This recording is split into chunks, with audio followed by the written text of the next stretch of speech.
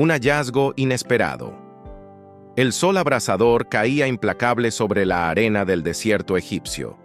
Era el año 1799, y en plena campaña napoleónica, un grupo de soldados franceses excavaba apresuradamente los cimientos de una antigua fortaleza en la pequeña ciudad de Rosetta, cerca del delta del Nilo. El polvo flotaba en el aire mientras las palas golpeaban la tierra endurecida. De pronto, uno de los soldados sintió algo extraño bajo su herramienta, una superficie lisa, dura, como si no perteneciera a la tierra que la cubría. «¡Aquí hay algo!», gritó llamando la atención de sus compañeros. Con manos temblorosas, comenzaron a desenterrar lo que parecía ser una gran losa de piedra negra. La levantaron con esfuerzo y, cuando el sol la iluminó, todos quedaron boquiabiertos. Estaba cubierta de inscripciones misteriosas en 3 diferentes tipos de escritura. Sin saberlo, habían descubierto la clave para desvelar los secretos de una civilización perdida.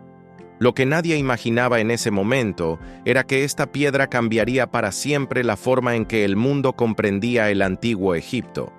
El viento caliente del desierto soplaba sobre los campamentos militares franceses, arrastrando con él el eco de una civilización antigua.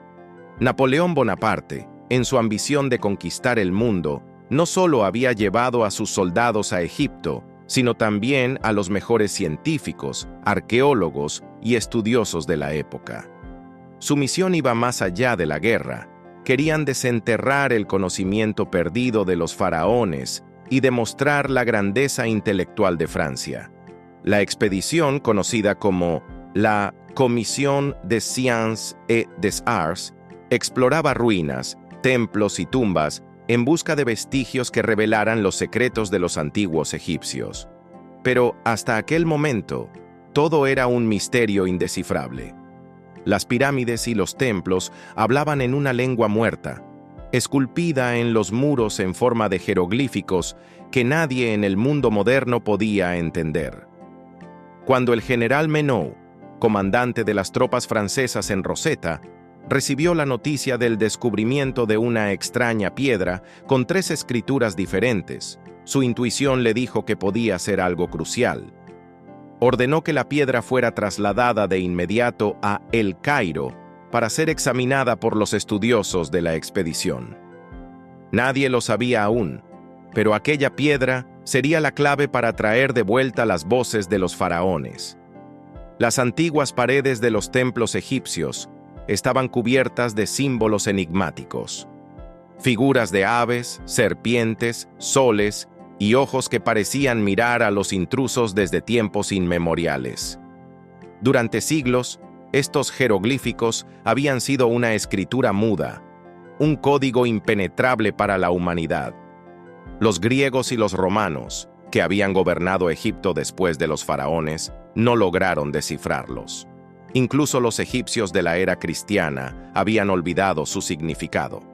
El tiempo había enterrado su conocimiento junto con las tumbas de los reyes. Pero la piedra de Rosetta era diferente. Contenía 3 textos, uno en jeroglíficos, otro en escritura demótica, la lengua común de los egipcios en la época, y otro en griego antiguo. Y aquí estaba la clave. Los estudiosos sabían leer griego. Si las 3 inscripciones decían lo mismo en diferentes idiomas, la traducción de los jeroglíficos podría estar al alcance de la humanidad por primera vez en más de 1000 años.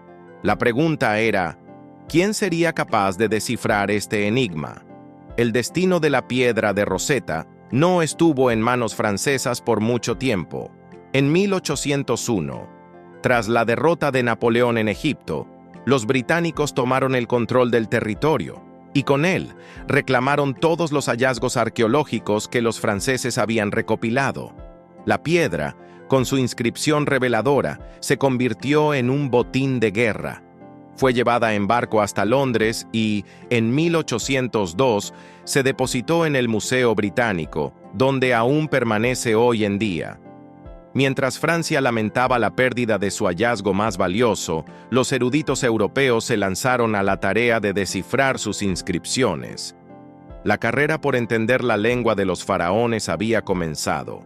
Los antiguos egipcios creían que los jeroglíficos eran un regalo de los dioses, un lenguaje sagrado que solo los sacerdotes y escribas podían entender. Cada símbolo tenía múltiples significados. Podía representar un sonido, una palabra o incluso una idea. A diferencia del alfabeto griego o latino, los jeroglíficos no eran solo letras.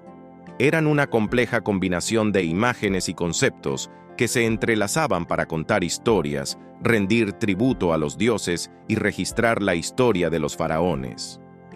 Descifrar esta escritura significaba revivir la voz de una civilización que había permanecido en silencio durante siglos. El desafío estaba sobre la mesa. ¿Quién lograría romper el código? Los estudiosos comenzaron a analizar la piedra con detenimiento. Sabían que si el texto griego y el demótico eran versiones de los jeroglíficos, podían compararlos y encontrar patrones que permitieran una traducción. Uno de los primeros en hacer avances fue el británico Thomas Young, quien logró identificar algunos signos fonéticos en los jeroglíficos, especialmente en los nombres reales. Pero su trabajo era solo el principio. La verdadera revolución estaba por venir con un hombre que cambiaría la historia para siempre: Jean-François Champollion. Desde niño, Jean-François Champollion estaba obsesionado con Egipto. Aprendió griego, latín, hebreo y copto, convencido de que algún día descifraría la lengua de los faraones. Cuando la piedra de Rosetta llegó a Europa, Champollion supo que había nacido para resolver aquel enigma. A lo largo de años de estudio y frustración, trabajó sin descanso, comparando los jeroglíficos con el copto, la lengua descendiente del egipcio antiguo. Los signos comenzaban a revelar su secreto. Y entonces, llegó el momento que cambiaría la historia. En 1822, tras años de estudio, Champollion reunió todas sus notas y finalmente gritó de emoción: ¡Lo tengo! Había descubierto el sistema que regía los jeroglíficos, una combinación de signos fonéticos y logográficos. En otras palabras, los jeroglíficos no eran solo imágenes, sino también sonidos que formaban palabras. La piedra había revelado su misterio. París, 1822. La habitación estaba sumida en un tenso silencio. Solo se escuchaba el rasgueo de una pluma sobre el papel y la respiración entrecortada de Jean-François Champollion. Tenía los ojos clavados en los jeroglíficos. Su mano temblorosa anotaba símbolos y comparaciones con el copto, su última gran apuesta. De repente, todo encajó. El nombre del faraón Ramsés se desplegó ante sus ojos. Comprendió que ciertos signos representaban sonidos, no solo imágenes. Su mente trabajó frenéticamente, descifrando otro nombre: Ptolomeo. Los signos no eran un misterio divino, sino un lenguaje fonético. Se levantó bruscamente, su corazón latiendo con fuerza. Corrió a la casa de su hermano y al abrir la puerta, apenas pudo contener su emoción. ¡Lo he conseguido! ¡Lo he conseguido!, exclamó antes de desmayarse de pura emoción. Cuando despertó, el mundo ya no era el mismo.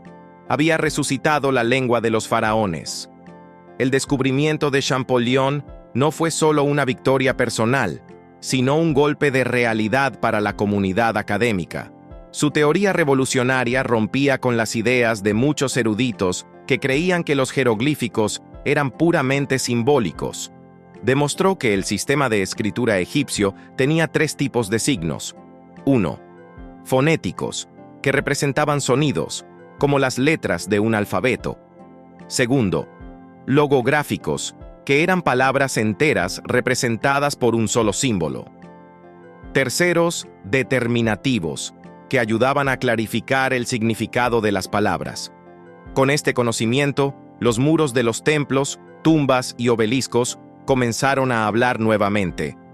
De pronto, la historia de Egipto dejó de ser un misterio envuelto en arena. Los faraones que habían permanecido en silencio por siglos ahora contaban sus hazañas, sus victorias y sus creencias. los mitos y rituales religiosos cobraron vida.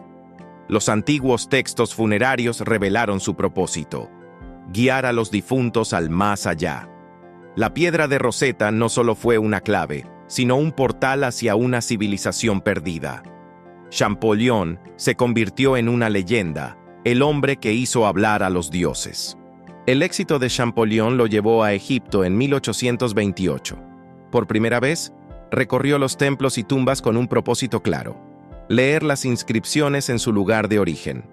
Cuando llegó a Abu Simbel y vio los jeroglíficos tallados en las colosales estatuas de Ramsés II, sintió un escalofrío.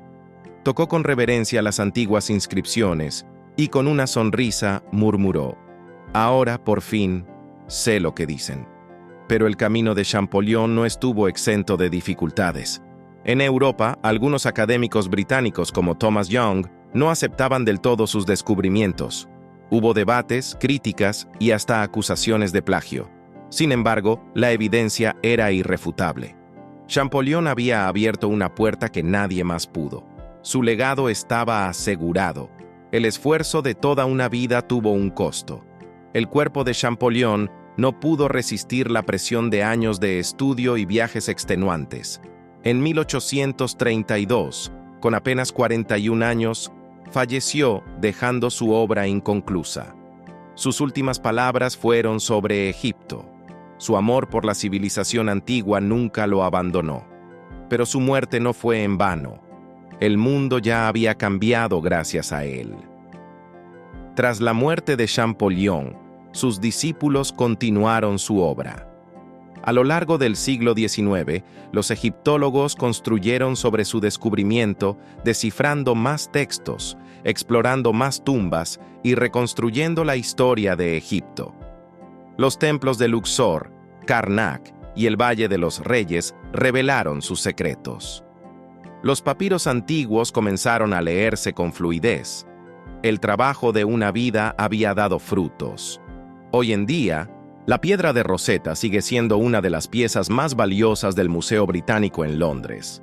Millones de visitantes se detienen ante ella, maravillados por la simpleza de su apariencia y el inmenso poder que tuvo para cambiar la historia. Pero Egipto nunca ha dejado de reclamar su regreso. Durante décadas, el gobierno egipcio ha solicitado que la piedra de Rosetta sea devuelta a su país de origen. Argumentan que es un símbolo de su identidad y que pertenece a la tierra donde fue descubierta. Los británicos, por otro lado, argumentan que la piedra está protegida y accesible para el mundo en su museo. El debate sigue abierto. Más allá de la controversia, el impacto de la piedra es innegable. Sin ella, aún estaríamos en la oscuridad sobre el antiguo Egipto. Gracias a su descubrimiento, hoy conocemos los nombres de faraones, sus batallas, sus creencias religiosas y sus avances en matemáticas y astronomía. Fue la clave que resucitó una civilización. En la actualidad, los arqueólogos siguen descubriendo templos y tumbas gracias al conocimiento que inició con la piedra de Rosetta. Las nuevas tecnologías han permitido leer textos invisibles y descifrar aún más papiros. El legado de Champollion sigue vivo. Aunque los jeroglíficos han sido descifrados, Egipto sigue guardando secretos. ¿Cuántos tesoros aún duermen bajo la arena?